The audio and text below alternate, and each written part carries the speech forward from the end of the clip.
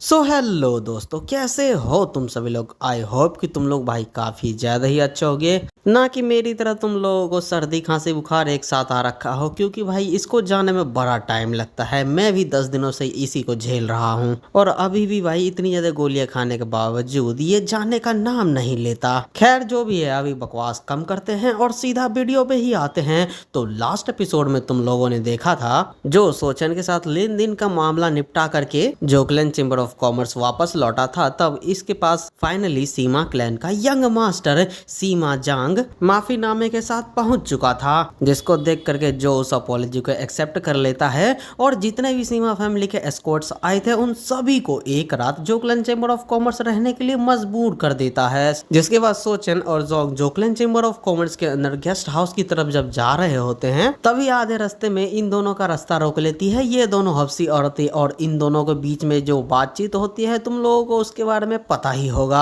फिर जब इनकी बातचीत वहाँ पे चली रही होती है कि उतने में वहाँ पे जियांगो और जो भी आ जाता है। वही जियांगो जब आते ही इतनी ज्यादा इमोशनल बातें करने लग जाता है, तो जो से ये देखा नहीं जाता, तो फिर जो जियांगो को बिजी रखने के लिए वहाँ पे एक मार्शल आर्ट दिखाने लग जाता है। लेकिन जो कि मार्शल आर्ट परफॉर्मेंस जैसे ही स्टार्ट होती है वैसे ही हमारा पिछला एपिसोड खत्म हो गया था। तो अब इस वाले चैप्टर की स्टार्टिंग होती है और हम देखते हैं कि जो उसी मार्शल आर्ट को बड़े ही फैंसी से स्टाइल में परफॉर्म करके जियांगो को दिखा रहा होता है। और जियांगो भी भाई उस मार्शल आर्ट को देख करके काफी ज्यादा ही मजे ले रहा है। फिर थोड़ी देर बाद जब भाई जो का मार्शल आर्ट दिखाना खत्म हो जाता है, तो जो बोलता है बस इतना ही, ये वेरिएशन है च्योंडन मुगडुन स्टैंस के। लास्ट नाइट जब मैं खाली दिमाग के साथ सीलिंग को देखे जा रहा था, तब अचानक से मेरे दिमाग में फैमिली हेड के जितने भी शॉर्ट फॉर्म्स हैं वो आने लग गए। जिसके बाद जब मैंने उन सभी फॉर्म्स को एनालाइज किया और उसके अंदर च्योंडन मुगडुन स्टैंस को अप्लाई करके देखा, तो ये परफेक्टली फिट हो रहा था। तो वही सोच के मैंने ये वाली टेक्निक बना दी।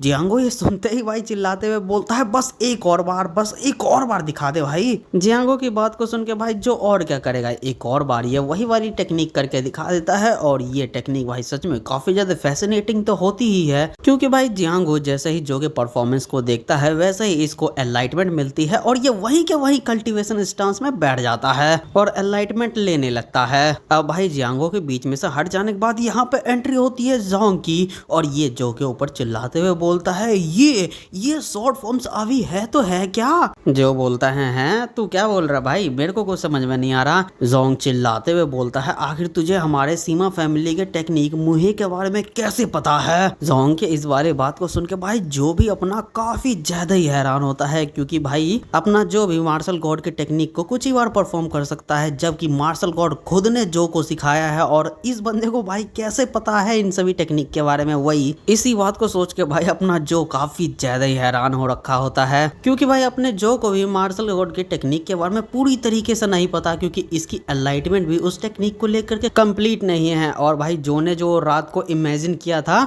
वो इसको भी नहीं पता कि वो सीमा क्लैन का मुंहे टेक्निक है। पर खैर जो भी है भाई, अपना जो इस बात को सोच करके हैरान हो रखा होता है कि जोंग मार्शल गॉड के टेक्निक को कैसे पहचान सकता है, जबकि ये सिर्फ और सिर्फ यंगर जनरेशन का एक मार्शल लॉर्ड ही है। जो जितने में इन सभी बातों को सोच रहा होता है, उतने में जोंग चिल्लाते हुए बोलता है मैं तुमसे बोल रहा हूँ, तुम मुझे बताओ आखिर तुम्हें हमारे मेन फैमिली के मार्शल आर्ट के बारे में कैसे पता। अब भाई जो अपने साथ हो रहे कांडों के बारे में जोंग को कैसे ही एक्सप्लेन करेगा, तो फिर ये बहाना बनाते हुए बोलता है जब मार्शल गॉड असेंड हो रहे थे ना, तब उन्होंने मुझे डायरेक्ट डायरेक्शन दिया था। जोंग चिल्लाते हुए बोलता है अभी तू ये क्या बकवास कर रहा है, एंसेस्टर तो अभी कुछ समय पहले ही हमारे मेन फैमिली में अपेयर हुए थे और तू उनके असेसन की बात कर रहा है। जो ये सुन के सोचता है भाई अब मैं तुझे इस बात को कैसे एक्सप्लेन करूं, मार्शल गॉड मेरे नेकलेस के अंदर स्पिरिट रियल में लाइव शो के मजे ले रहे हैं। जो भाई मन में तो ये सोचता है, लेकिन जांग से बोलता है अगर भाई मैं तेरे से सच नहीं बोल रहा हूँ तो मुझे उस टेक्निक मुहे के बारे में कैसे पता होगा, ये बता तू। वैसे मुझे अभी तक सीमा क्लैन के बारे में जितना पता है उसके हिसाब से यहाँ पे तो कोई ऐसा बंदा सीमा क्लैन का है नहीं जो कि मुहे को ट्रूली अच्छे से अंडरस्टैंड करता हो, तो फिर आखिर तू मेरे शॉर्ट फॉर्म को देख करके ही कैसे समझ सकता है कि ये मुहे ही है। मुझे सबसे पहले तो इस चीज को एक्सप्लेन कर, क्योंकि भाई मैं नहीं मानता कि तेरे पास इतना ज्यादा आगे बढ़ के टैलेंट है। जो ऐसा बोल के सोचता है मुहे कोई ऐसी ऐसी चीज नहीं है भाई जो कि तू यूं ही रियलाइज कर ले क्योंकि तेरे पास हायर लेवल की कल्टीवेशन हो या फिर तू एक्सेप्शनली टैलेंटेड हो। इवन स्वॉर्ड गॉड और मार्शल गॉड ने भी कहा था इस टेक्निक की वास्टनेस बिल्कुल ओशियन के जैसी है, तो फिर आखिर तेरे जैसा एक जूनियर कैसे ही समझ सकता है। जोंग चिल्लाते हुए बोलता है, अबे तू क्या बोल रहा है, मेरे को क्या तू आंखों वाला अंधा समझता है? तूने अभी अभी जो स्वॉर्ड फॉर्म दिखाया वो मुहे 16 रूट 8th पाथ का हिस्सा है। जोंग के मुंह से इस बात को सुन के भाई जो हैरान होते हुए सोचता है, अच्छा अब मुझे समझ में आया, इसको तो भाई मिसअंडरस्टैंडिंग हो गई है। मैंने जो शॉर्ट फॉर्म दिखाया वो सीमा क्लैन के मार्शल आर्ट मुहे 16 रूट का एक हिस्से के जैसा इसको लग रहा होगा, लेकिन मैंने अब तक तो मार्शल गॉड से डायरेक्टली एक भी टेक्निक को तो सीखा ही नहीं है। तो फिर इसका मतलब यही है मार्शल गॉड ने अपने मार्शल पाथ को मुहे के अंदर मर्ज कर दिया है। तो फिर तो ये नेचुरल सी बात है कि मुहे के ट्रेसेस सीमा क्लैन के मार्शल आर्ट में दिखेंगे, जिसका मतलब यही है मुहे मेरे अंदर भी अपने जड़ को गड़ा चुका है, जबकि मैंने मार्शल गॉड के मार्शल आर्ट को कंप्लीट भी नहीं किया है। इसका मतलब यही है कि मैं मुहे के पाथ पे अभी भी चल रहा हूँ। जो भाई ऐसा सोच के मुस्कुराता है और सीमा जांग को दोबारा से अपने स्वॉर्ड निकाल के एक दूसरी टेक्निक दिखाता है और पूछता है, क्या तुम इस टेक्निक को पहचान रहे हो? सीमा जांग जो कि उस टेक्निक को देख करके चिल्लाते हुए बोलता है, अबे ये तो म्यूग्योंग चुआइसियोन है और ये बिल्कुल वैसा ही सिमिलर सा दिख रहा है जैसा कि मेरे फादर ने एक बार डिस्प्ले करके मुझे दिखाया था, पर मैं खुद इस रियलम पे पहुंचने के बावजूद इस चीज को परफॉर्म नहीं कर सकता।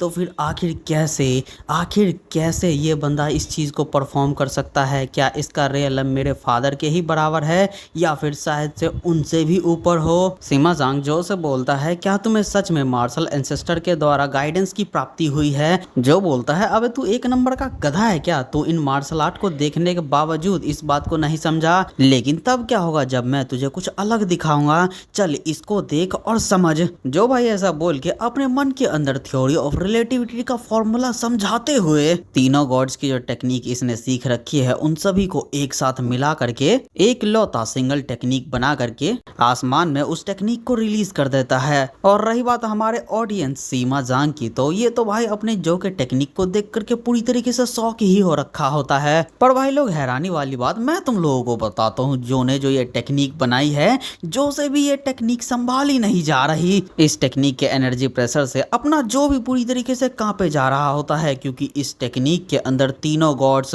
के मार्शल आर्ट को एक साथ फ्यूज कर रखा होता है। स्वॉर्ड गॉड की इनफाइनाइट एम्प्टीनेस, डीमन गॉड का डिस्ट्रक्शन और लास्ट में मार्शल गॉड का अनफैथमेबल मुहे। अब भाई जो इस टेक्निक की एनर्जी को जैसे ही फील करता है वैसे ही ये समझ जाता है, अगर ये इतना बड़ा एनॉर्मस ब्लैक होल जोकलन चेंबर ऑफ कॉमर्स के ऊपर आकर के गिरा तो जोकलन चेंबर ऑफ कॉमर्स का नाम और निशान खत्म हो जाएगा। इसलिए भाई जो इलोंग को चिल्लाते हुए बोलता है, जल्दी करो, जोकलन चेंबर ऑफ कॉमर्स के अंदर जितने भी लोग हैं उन सभी को खाली करवाओ, ये एक इमरजेंसी है। जो कैसे पैनिक वाली बातों को सुन के हुआलिन चिल्लाते हुए बोलती है, अबे अब तूने ये क्या कर दिया? जो बोलता है, अबे मैं खुद शौक हूँ, मुझे नहीं पता कि ये कैसे हो गया, मैंने खुद से ये थोड़े किया है, ये तो बस गलती से हो गया, अब जल्दी कर और जितने भी लोग हैं उन सभी को ले और यहाँ से निकल। जो भाई ऐसा बोलते के साथ ही वहीं पे कल्टीवेशन कर रहा जियांगो से उसका स्वॉर्ड लेता है और स्वॉर्ड लेविटेशन का इस्तेमाल करते हुए हवा में चल जाता है। जो देखते के साथ ही जियांगो भी होश में आता है और चिल्लाते हुए बोलता है, सारे के सारे साइड हटो,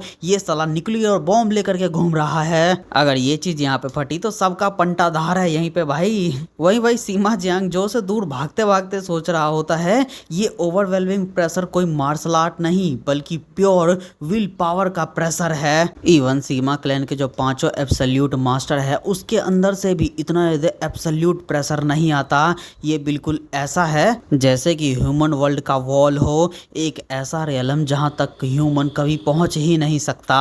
अब भाई सीमा जोंग जितने में इन सभी कहानियों को एक्सप्लेन कर रहा होता है उतने में हमें जो को दिखाया जाता है, जो कि भाई उस ब्लैक होल को कंट्रोल करने के लिए घिसाई करने में लगा हुआ होता है। अब भाई तुम लोग ही सोचो, जो इस ब्लैक होल को कंट्रोल करने के लिए क्या ही करेगा, जरा सोचो सोचो। खैर चलो मैं ही बता देता हूँ। जो सबसे पहले अपने हाथ में जो ब्लैक होल होता है उसको हवा में फेंकता है, और जैसे भाई तुम लोग फुटबॉल को लात नहीं मारते वैसे ही जो नीचे से एक स्वॉर्ड स्ट्राइक उस ब्लैक होल पर दे करके मारता है, जिससे कि ब्लैक होल हवा में और ज्यादा ऊंचा चला जाता है। जिसके बाद भाई जो ऐसा ही करते करते उस ब्लैक होल को जोकलन चेंबर ऑफ कॉमर्स से दूर ले जाने लगता है। जिसके बाद ही भाई यहाँ पे जितने भी लोग होते हैं उन सभी के सांस में सांस आता है। नहीं तो भाई जो कि उस टेक्निक के ऑरा से ही इन सभी की पूरी तरीके से भाई फट चुकी थी। अब भाई तुम लोगों ने किसी की गीली चड्डी नहीं देखी, इसी बात की शुक्र मनाओ। खैर सीमा जांग हैरानी में बोलता है, क्या इस जैसे बंदे को सच में मार्शल आर्टिस्ट कह सकते हैं? जियांगो बोलता है, भाई इसको स्वॉर्ड कोड ऐसा ही थोड़े ही कहते हैं, और ये काफी ज्यादा हैरानी वाली बात है कि मैं ऐसी बातें मार्शल गॉड के डिसेंडेंट के मुंह से सुन रहा हूँ। सीमा जांग बोलता है, पर खैर जो भी है भाई, लेकिन जूनियर स्वॉर्ड गॉड तो अभी 30s में भी नहीं पहुंचा है, इस बात को तो कंसीडर कर। जियांगो बोलता है, अरे भाई साहब तू इस बात को क्यों नहीं समझता, जो भी गॉड्स होते हैं उनके लिए ह्यूमन लॉजिक कोई मतलब ही नहीं रखता। हम लोग तो बस इन जैसे लोगों को बस एक्सेप्ट कर सकते हैं जैसे ये लोग होते हैं। जियांगो की इस बात को सुनकर सीमा जांग जो की तरफ देखते हुए सोच रहा होता है, आखिर इसका इनर क्यूआई और इंटेंट कितना ज्यादा होगा जो कि ये इस जैसे एक्शन को परफॉर्म कर पा रहा है। अब भाई सीमा जांग के ऐसा सोचते के साथ ही ऐसे ही 3 दिन बीत जाते हैं, और 3 दिन बाद जो दोबारा से थका हारा जो क्लैन चेंबर ऑफ कॉमर्स में वापस आता है। वहीं भाई जो की ऐसी फटी हुई हालातों को देख करके वहां पर जितने भी लोग होते हैं वो जो के लिए काफी ज्यादा ही परेशान हो जाते हैं और सीधा भागते हुए जो के पास जाने लगते हैं। वहीं भाई अपने जो के तो पूरी तरीके से तेल निकल चुका होता है उस स्प्रेयर को यहाँ से पूरा पूरा समंदर में लेकर के जाने में। मतलब कि भाई अपना जो जियांगो से पूरा नैनहाई तक ट्रेवल किया है, अगर मॉडर्न टर्म्स में बोलूँ तो चाइना बोले तो सेंट्रल प्लेन से यहाँ इंडिया के पास वाला जो महासागर है उसके पास। खैर तुम लोग अभी जो का पर्सपेक्टिव देखो, ये जब उस ब्लैक होल को जियांगो से नैनहाई लेकर के आया तो फिर जो का इनर क्यूआई और इंटेंट बहुत ही ज्यादा मात्रा में खर्च हो गया, जिसके बाद इसने जब मदद के लिए अपने चमत्कारी बुढ़े बुढ़ऊ चैन को आवाज लगाया तो फिर वो आए तो उनका पावर कुछ भी काम ही नहीं आया, क्योंकि यहाँ पे कोई थर्ड पार्टी आई और किल चुरा करके चली गई। मतलब कि भाई बादल फाड़ के ये ड्रामेटिक इफेक्ट वाला बंदा आया और जो कि ब्लैक होल के अंदर जितनी भी एनर्जी थी उन सभी को खा गया, बोले तो धीरे धीरे करके एब्जॉर्ब कर लिया, और ये वार्निंग भी दे करके गया, भले ही कोई भी सेज स्पिरिट रियलम से क्यों ना आ जाए, ये जो ब्लैक स्फीयर है किसी से भी हैंडल ही नहीं होने वाला। वहीं भाई इस कांड को देख करके बुड्ढों का क्या सजेशन होगा, डिवाइन थ्रोन और कौन। खैर बैक टू द प्रेजेंट, जो एक कमरे के अंदर हड़बड़ाहट में उठता है और उसके बगल में अपनी ह्यून बैठ रखी होती है, और जब ह्यून देखती है कि जो इतना ज्यादा घबराहट में उठा है तो ये बोलती है, तुम ठीक तो हो, कोई डरावना सपना आया था क्या? जो बोलता है, हाँ मैं ठीक हूँ, मुझे माफ करना कि मैं तुम लोगों को परेशान कर दिया। ह्यून बोलती है, मैं मेडिकल सूप लेकर के आती हूँ, कहीं पर भी मत जाना, यहीं पर ही रहना। ह्यून भाई ये बोल के मेडिकल सूप लेने के लिए चली जाती है और अपना जो आराम से बैठ करके सीरियसली सोचने लगता है, एक छोटा सा थ्योरेटिकल एक्सपेरिमेंट एक डिजास्टर के अंदर बदल गया, अगर मेरा पावर थोड़ा सा भी कम पड़ता या फिर मैं इसको ढंग से हैंडल नहीं कर पाता तो फिर ये पूरा पूरा पोयंग लेक का जितना भी एरिया है वो समुद्र के अंदर बदल जाता, बोले तो बाढ़ के अंदर झोपड़े का जैसा सीन हो जाता।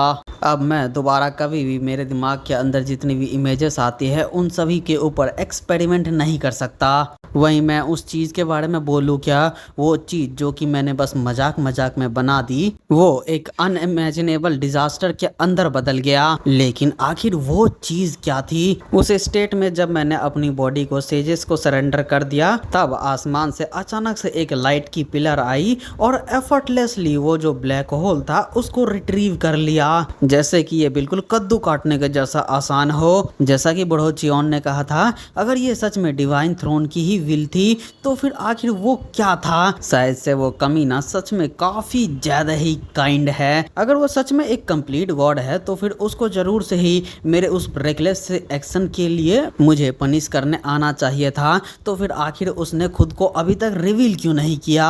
अब भाई जो के ऐसा सोचते के साथ ही कमरे में एंट्री करता है ई लोंग और जियांगो, और भाई ये दोनों जो को देख करके जो से क्या पूछेंगे ये चीज तो गैस कर ही सकते हो, सीधी बात है भाई, ये दोनों जो से उसका हाल चाल ही पूछते हैं। वहीं जो बोलता है, नैनगोम बड़े भाई आप दोबारा से ट्रेनिंग करना शुरू कर दिए। जियांगो भाई ये सुन के सीधा सीधा बोलता है, तुम्हारा वो शॉर्ट प्ले देखने के बाद अगर मैं कुछ भी ना करूँ तो मैं नैनगोम कहलाने के लायक ही ना हूँ, समझ गया? जो बोलता है, और मैं आपसे इससे कुछ कम एक्सपेक्ट भी नहीं करता। जियांगो बोलता है, तुम्हें देख करके ऐसा लगता है कि तुम पूरी तरीके से हील नहीं हुए हो, थोड़ा सा और आराम कर लो। जो बोलता है, बड़े भाई मैं ठीक हूँ, मुझे फिजिकली कोई दिक्कत नहीं है, बस मेंटल स्ट्रेंथ की थोड़ी सी कमी हो गई है। जियांगो भाई जो कि इस बात को सुनते के साथ ही हैरान परेशान होते हुए बोलता है, स्वॉर्ड्समैन का हर्ट डीमन क्यूआई डेविएशन से भी ज्यादा खतरनाक होता है, इसके अलावा तू तो भाई अलग ही डिवाइन रियलम पे जा चुका है, तेरे जैसे बंदे का डीमन हार्ट तो काफी ज्यादा ही खतरनाक होगा। कोई सोच भी नहीं सकता अगर तेरे जैसा बंदा जो कि डिवाइन पावर को यूज कर सकता है, अगर वो सॉर्ड डीमन से पोजेस हो जाएगा तो कोई ये सोच भी नहीं सकता कि ये जियांगो के लिए कितनी ज्यादा खतरनाक बात हो जाएगी। अगर ऐसा हो गया तो फिर तू वो लेजेंडरी हेवनली डीमन को भी सरपास कर देगा और वो दिन जियांगो के लिए ब्लैक डे जैसा हो जाएगा।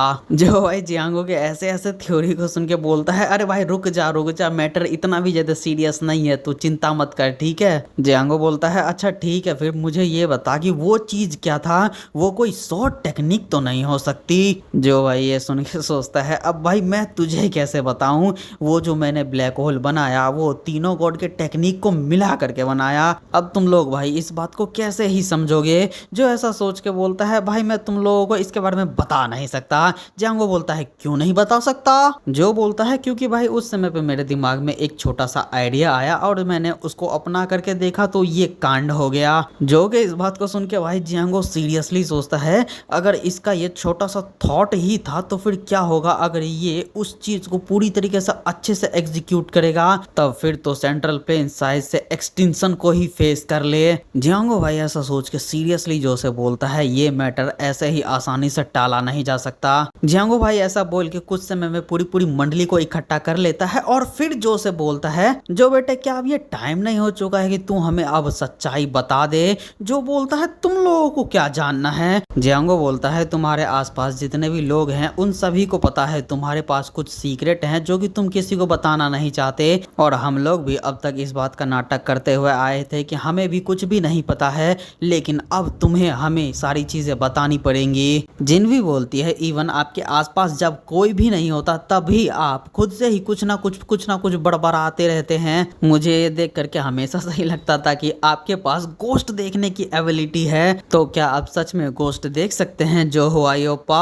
इलोंग भी बोलता है मैंने पता किया आपने किस तरीके से मेरे हाथ को हील किया था, और उसके बारे में जब मैंने एक मास्टर से पूछा तो फिर उन्होंने बताया ताओइस्ट के धर्मा पावर को सबसे पहले तो सीखना और इतने ज्यादा एक्सट्रीम लेवल पे लेकर के जाना काफी ज्यादा ही मुश्किल होता है। इवन अगर कोई भी 100 साल तक भी सक्लूजन में ट्रेनिंग करता रहा तब भी इसमें एनलाइटमेंट का एक फ्रेगमेंट भी मिलना काफी ज्यादा ही मुश्किल होता है। सांगरोक भी बोलता है मुझे ये बात समझ में नहीं आती आखिर तू फ्लाइट शॉट का इतनी आसानी से कैसे इस्तेमाल कर सकता है। एब्सोल्यूट रियलम पे जाना उतना ज्यादा मुश्किल नहीं है, लेकिन शॉर्ट स्पिरिट रियलम को हासिल करना काफी ज्यादा मुश्किल होता है। वैसे भी शॉर्ट स्पिरिट को हासिल करने के लिए बहुत ज्यादा टैलेंट और हायर रियलम की जरूरत नहीं है, इसको टाइम चाहिए। इवन लेजेंडरी इमोर्टल्स के लिए भी फ्लाइंग स्वॉर्ड को हासिल करना आसमान छूने के बराबर है। यहाँ तक कि इस एरा का ग्रेटेस्ट स्वॉर्ड्समैन द एमिस्टमिस्ट स्वॉर्ड सेंट, उन्होंने भी कभी फ्लाइंग स्वॉर्ड का इस्तेमाल नहीं किया। जो भाई सांगरोक के इस क्वेश्चन का सीधा सिंपल जवाब देता है भाई मेरा जो स्वॉर्ड स्पिरिट है ना वो बिल्कुल ही अलग है, या फिर मैं कहूँ तो मैं कोई अलग ही दूसरा कोई टेक्निक यूज करता हूँ। सांगरोक बोलता है हाँ तो वो अलग मेथड के बारे में मुझे बता भाई, मैं उसको जानने के लिए मारा जा रहा हूँ। जियांगो बोलता है यहाँ पे जितने भी लोग हैं उनकी अलग अलग क्यूरियोसिटी है तुम्हारे को लेकर के, पर मैं भी इनसे कुछ ज्यादा अलग नहीं हूँ, मैं भी तेरे बारे में जानने के लिए इक्वली क्यूरियस हूँ। तेरा जो मार्शल आर्ट का ग्रोथ है वो मुरीम की पूरी पूरी हिस्ट्री में सबसे ज्यादा है। इवन एंशिएंट सेक्ट मास्टर जो कि मुरीम के लिए एक लेजेंड बन गए वो भी तेरे ग्रोथ रेट को देख करके हैरान हो जाएंगे। तेरा जो ग्रोथ रेट है वो तीनों गॉड्स तक को सरपास नहीं करता, बल्कि मुरीम के फाउंडर धर्मा और जांग सेंगफेंग तक को सरपास करता है। अगर तेरे पास सिर्फ और सिर्फ मार्शल आर्ट का इतना खतरनाक टैलेंट होता तब भी ये काफी ज्यादा हैरानी वाली बात होती, लेकिन तेरे पास मार्शल आर्ट का ही सिर्फ टैलेंट नहीं है, इसके अलावा दूसरे जो नॉलेज है तेरे पास और स्किल्स हैं उसका क्या।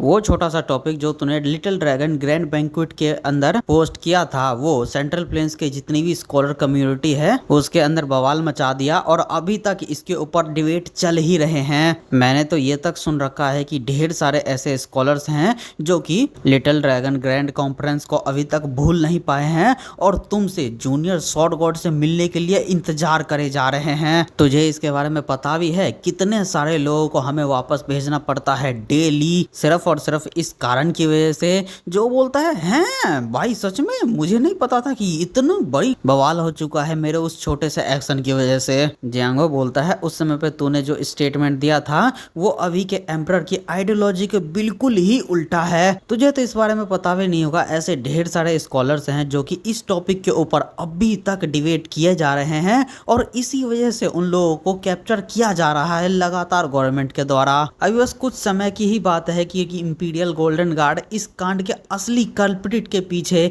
यानी कि तेरे पीछे आएगा। अब भाई जियांगो के इस बात को सुन के भाई जो का रिएक्शन देखो, हैं वो लोग मुझे अरेस्ट करने के लिए आएंगे।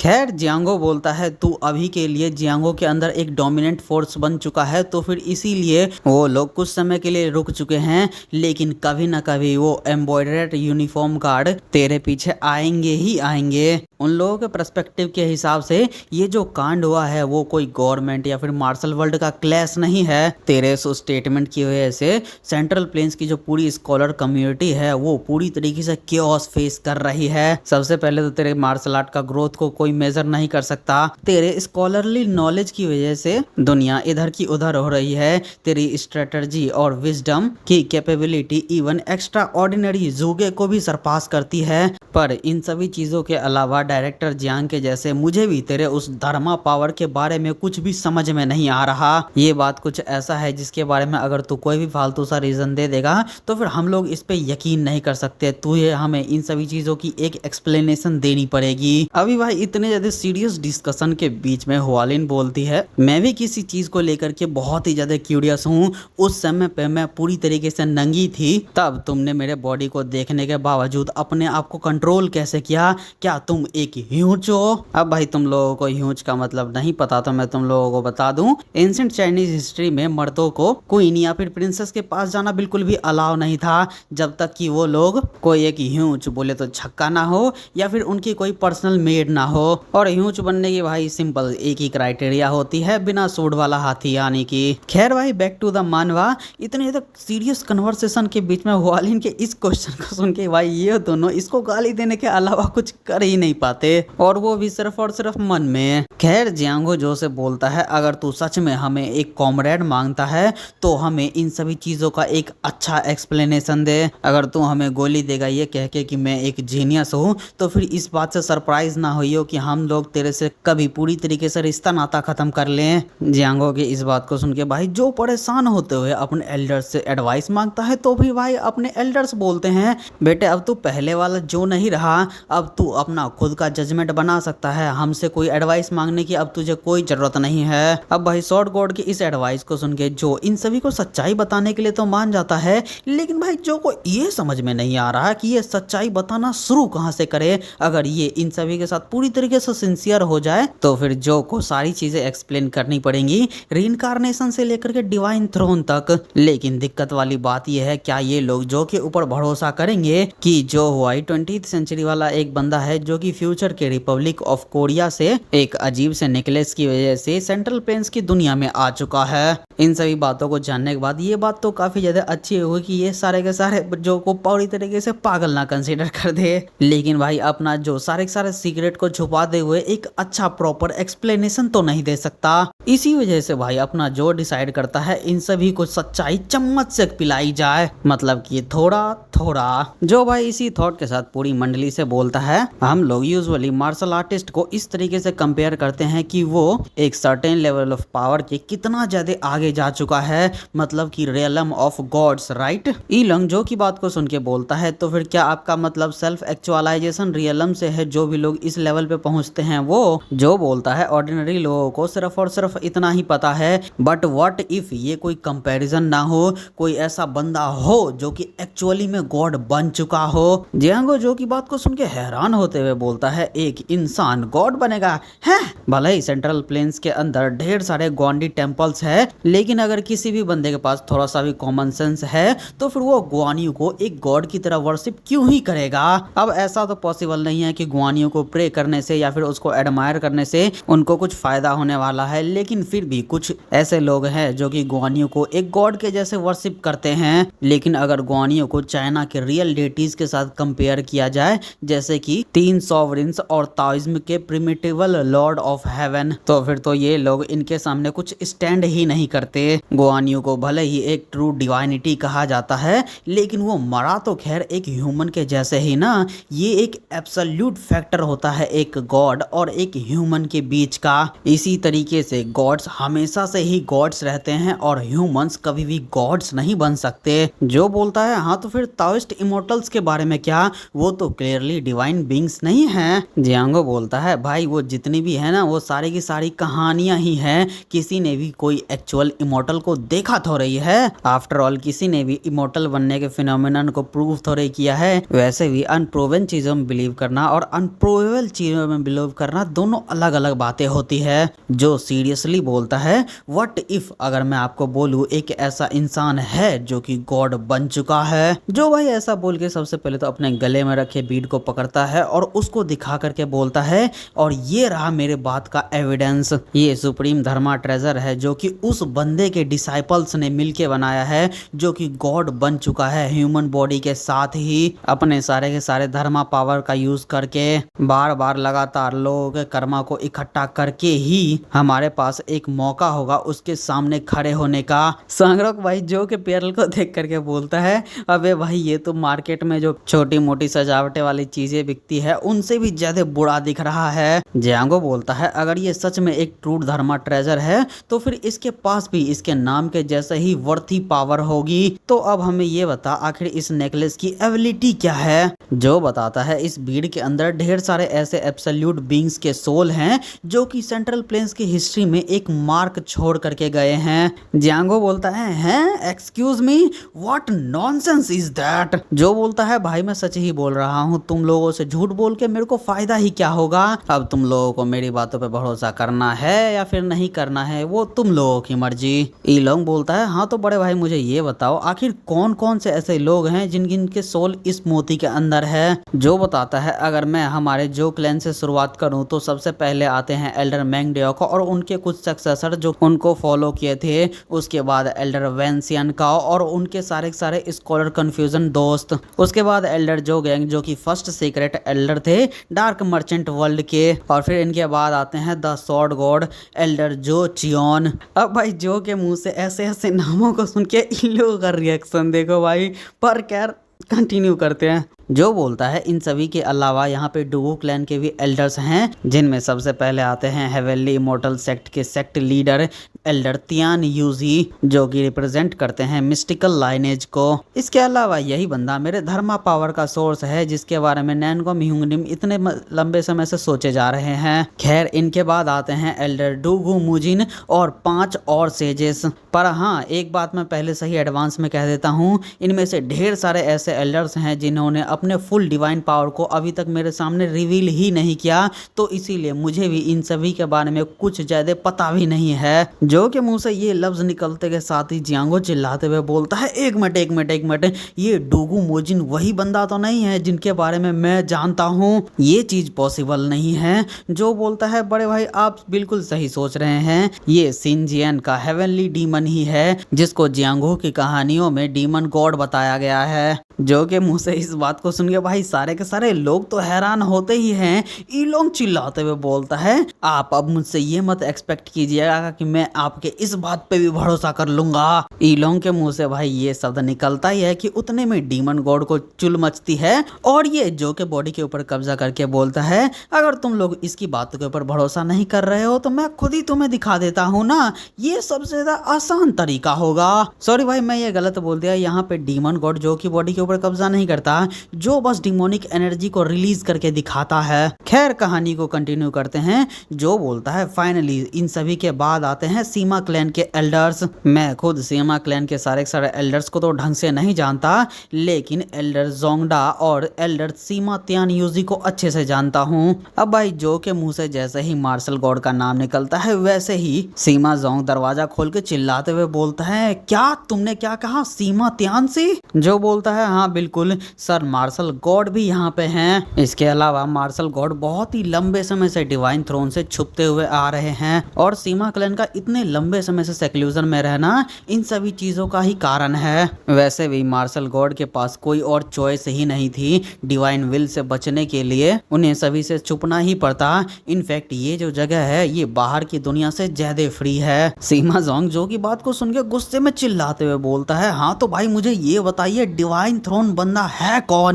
जो बताता है ये वही बंदा है जो कि इंसान होते हुए एक गॉड बना था। सीमा जोंग बोलता है, हाँ तो क्या सच में एंसेस्टर की सच में डेथ हो चुकी है और वो हेवन में जा चुके हैं? जो पियरल को दिखाते हुए बोलता है, नहीं उनकी पूरी तरीके से डेथ नहीं हुई है, वो एक तरीके से अभी भी जिंदा हैं। ईलोंग बोलता है, हाँ तो फिर बड़े भाई अगर आपने यहाँ पे अभी जितनी भी बातें कही अगर वो सारी सारी सही है तो फिर इन दी एंड इस लेकनेस के अंदर मार्शल वर्ल्ड के तीनों लेजेंडरी गॉड, वे का ओवरलॉर्ड और उनके रिटेनर्स जो कि सेंट्रल प्लेन को कंकरर किए थे, कंफ्यूजियन वर्ल्ड के लेजेंड्स और absolute ruler of dark merchant world और इनके अलावा मिस्टिक डाउलाइनेज के इमोर्टल्स जो कि सिर्फ और सिर्फ लेजेंड्स में हुआ करते थे, वो सारे के सारे इस नेकलेस के अंदर अभी प्रेजेंट हैं। जो बोलता है, हाँ एक तरीके से तू सही ही बोल रहा है। ईलोंग भाई ये सुन के चिल्लाते हुए बोलता है, इवन एंसेस्टर्स के द्वारा एक छोटा सा छोड़ा हुआ ट्रेजर भी दुनिया को पलट के रख सकती है, लेकिन आपके पास तो वो सारे सारे एंसेस्टर्स ही हैं। आपको नहीं लगता ये कुछ ज्यादा ही अनफेयर है? जो बोलता है, हाँ भाई सुन के लग तो रहा है। सांगरोक भी बोलता है, जरा देखो तो सही इस बेशरम बंदे को।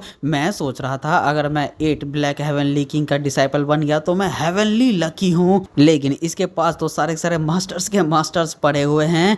डैम, ये चोजन वन की लाइफ काफी ज्यादा ही अनफेयर होती है। ईलोंग बोलता है, हाँ तो फिर आपने अब तक उन सभी सेजेस के नॉलेज को अभी तक अपने पास ही छुपा के रखा हुआ है। वाह, ये तो काफी ज्यादा ही बड़ा डिसअपॉइंटमेंट है। इवन भले ही अगर मैं लिटिल शॉर्ट गॉड के जैसे नहीं बन सकता, लेकिन मैं कम से कम फिस्ट किंग तो बनना चाहता हूँ। ईलोंग के ये बोलने के बाद जियांगो बोलता है, तुम्हें कोई भी फायदा बिना कोई कारण के नहीं दिया जाता। अगर तेरे को इस तरीके की पावर दी गई है तो फिर इस पावर के वर्ती तेरे लिए डेस्टिनी भी होगी। जो बोलता है, वेल मुझे भी मेरी डेस्टिनी के बारे में तो अभी नहीं पता, लेकिन अभी के लिए मेरा गोल है मेरे जितने भी लोग हैं उन सभी को अच्छे और हेल्दी लाइफ रखूं बस। जियांगो बोलता है, अगर इसने जितनी भी बातें कही वो सारी सारी सही है तो फिर इसके फेट का जो वेट होगा वो हमारे इमेजिनेशन से भी कई गुना ज्यादा है। इसके डिवाइन ट्रेजर के पावर का एक शेयर मांगने का मतलब है इसके किस्मत का जो पाथ है उसमें पूरी तरीके से शामिल हो जाना। क्या तुम्हारे पास इतना ज्यादा करेज है जो कि तुम इस वेट को संभाल सको?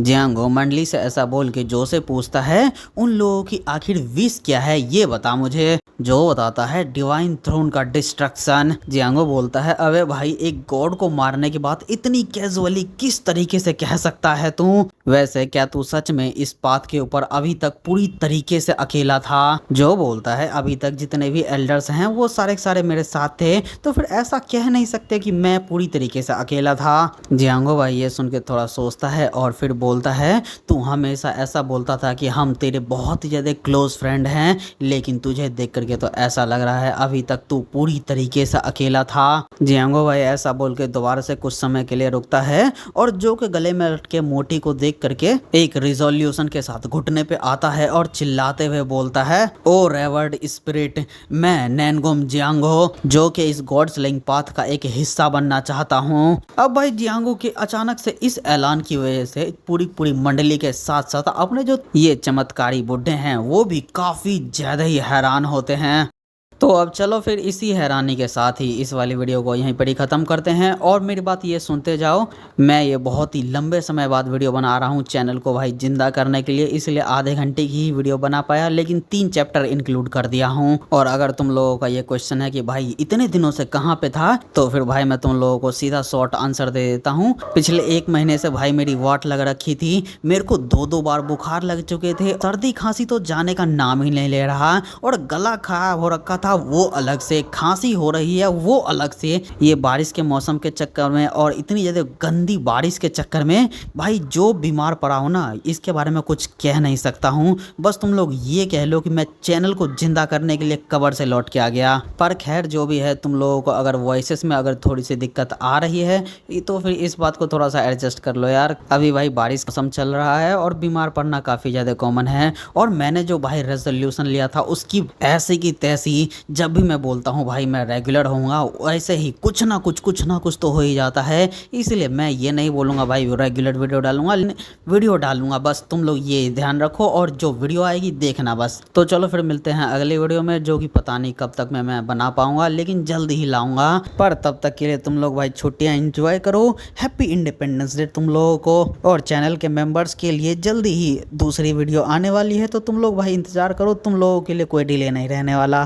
तो अब चलो मिलते हैं अगली वीडियो में, तब तक के लिए बाय बाय, टाटा सायोनारा और अच्छे रहना। मेरी तरह ऐसे सर्दी खांसी के चक्कर में मत पड़ना, ये भाई बटवा खाली करके रख देती है।